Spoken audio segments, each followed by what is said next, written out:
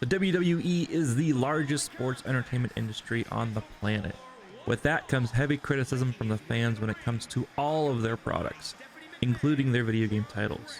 It is no secret that WWE 2K20 was an atrocity. After listening to the community and deciding not to release a WWE title in 2021, Visual Studios and 2K are back with a new entry into this series. With a rebuilt engine and a new approach to the gameplay, is WWE 2K22 a game that the millions of fans across the world will enjoy? Let's find out.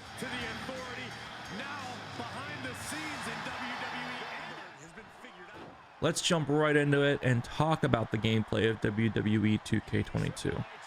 Honestly, I found it a blast to play. I personally haven't played a wrestling game since WWF SmackDown Just Bring It on PlayStation 2, but WWE 2K22 was very easy to pick up and get right into the action. With a basic combo system in place, it won't take long to start pulling off the moves of your favorite superstars. While it plays more so on the arcadey side, there is still some depth to the combat as you get more comfortable with the game. You can't just come throwing out spears and choke slams and stunners. You need to work through the match and build up to those moments.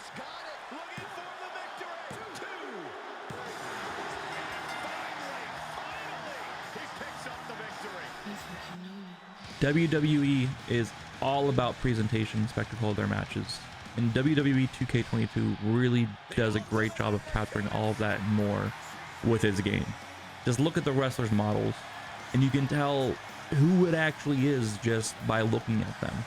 On top of that, their entrance music, the movement the wrestlers make during their entrances, the pyrotechnics, they're all just as close to the real life presentation as possible, and they really do a great job of transporting you into the arena or making it feel like you're watching the event on TV itself with the camera movements during the entrances. The only gripe I have is that while the game does run at 60 frames a second, the entrances, signature and finisher moves all drop down to 30 frames per second when those are going on, and it's just kind of jarring, and it takes you out of the experience a little bit.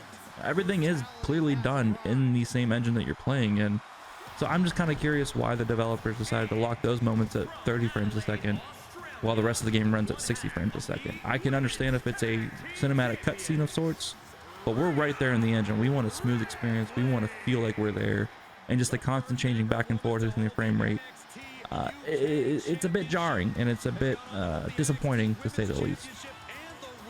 Let's hop right into the different game modes you can play here with WWE 2K22, starting off with the MyGM mode. One of the most highly anticipated game modes, especially for me going into this title. With the MyGM mode, you get to choose what brand you want to run, draft wrestlers through your roster, manage your budget, and put on the best damn show you can possibly can every week. Sounds like a great idea, right? It is, but it's executed kind of poor. The only reason why it's executed poorly is because your creativity feels severely limited. You can only set up one-on-one matches or tag team matches, but you can't set up triple threats, you can't set up fatal four-ways or anything else of the sorts. Now with the one-on-one or tag matches, you can make them table matches, you can make them extreme rules or even Hells in a Cells, and you can make any of those title matches. Well, the one-on-ones you can make title matches. You can't make the tag team ones title matches because, well, there's no tag team titles. You only have the women's and you have the men's championships. That's it at your disposal. That sucks. I would really like to set up an awesome tag team rivalry between 2 or 3 different tag teams for sure. And it's just, it sucks. And alongside with the championships, my first go at the MyGM mode, I had Randy Orton as my champion, set up Bobby Lashley and him for a bit of a rivalry. And then I was able to recruit Batista. And I was like, okay, we can set this up for a triple threat for the pay-per-view. Had Batista run in on Randy Orton during one of the matches, set up that rivalry. And I get to the pay-per-view itself thinking maybe I'll have more options for different types of matches, and still could only do the basics 1v1 or tag team matches when it comes to a pay-per-view. I just can put more matches together during the pay-per-views. So it was a little bit disappointing, a little bit upsetting because I have these great ideas that I wanted to implement, but I couldn't because I'm stuck with one-on-ones and tag team matches, and I'm stuck with 2 different titles, just the men's title and the women's title. Next up, we have the My Faction mode. This is 2K's answer to EA's Ultimate Team that you can find in games like FIFA and NHL. With it, you open up packs, you put together teams, and you take on daily and weekly challenges to gain currency to buy more packs. Or you can pay your way to the top. It's unfortunate to see still in games publishers forcing developers to put these types of game modes in to drive microtransactions into games that we already pay $60 for. But it is what it is. It's out there. You don't have to play it. It's there for those who want to play it. I won't be playing it. I opened up the packs that I got when I got the game, put together a team, and that was that. I won't be touching that game mode anymore. I won't be playing it anymore. It's not for me, but if it is for you, more power to you.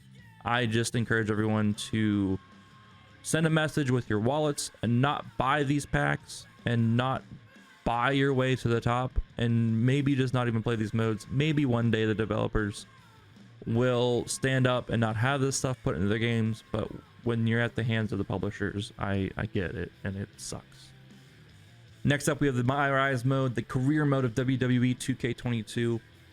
While it does have its typical sports game, cheesy lines, not so great dialogue, less than stellar voice acting, the idea and the premise behind it is still pretty cool and pretty awesome to play. You get to create your own custom wrestler and take them through their own WWE career, starting from the bottom up, starting at the player development center, and working your way up through there. You get to choose if you want them to be a powerhouse, a striker, a high flyer, a technician, and the decisions you make throughout your career set you up either to be a face of the company or a heel, and that's awesome. It's a great start. It's a great basis with this new direction they're taking the WWE games over at 2K, and hopefully they can just build on it and take it from there. My one request is let my wrestler get into the rink and cut a goddamn promo. Unfortunately, all of the interactions, all of the conflict was done through social media, and while that is how most things are done nowadays, is through social media, I would love to get my character in the rink and cut a goddamn promo. Next up, we have the showcase mode. This showcase this year follows the career of Rey Mysterio. With it, you get to relive his greatest matches and moments throughout his whole career in the WWE. It's set up kind of like a documentary of sorts, because before every match, you get to see Rey Mysterio himself talking about the match and what it meant to him. And then while you're playing the matches themselves, it's going to ask you to execute certain moves at certain moments and all that stuff. And while that can be frustrating if you don't know all the controls, once you perform that action, it actually cuts to the actual footage from the TV or the pay-per-view at that moment. It's a seamless transaction between the two. I omitted all that footage from the video here because you really have to experience it for yourself. I don't want to spoil it for anyone with the video here, but it is awesome. Finally, we come around to the universe mode, and we're going to talk about the creation mode hand in hand because they kind of go hand in hand together. With the creation mode, we're going to start there. This area blew my mind. You can customize so much in creation mode. You can create whatever character you can think of. You could probably create it in the create a character mode.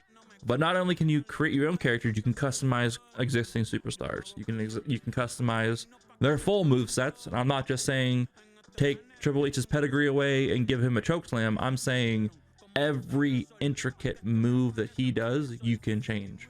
If you want to make Bobby Lashley a high flyer, you could do that by changing his full move set. You can create your own championships.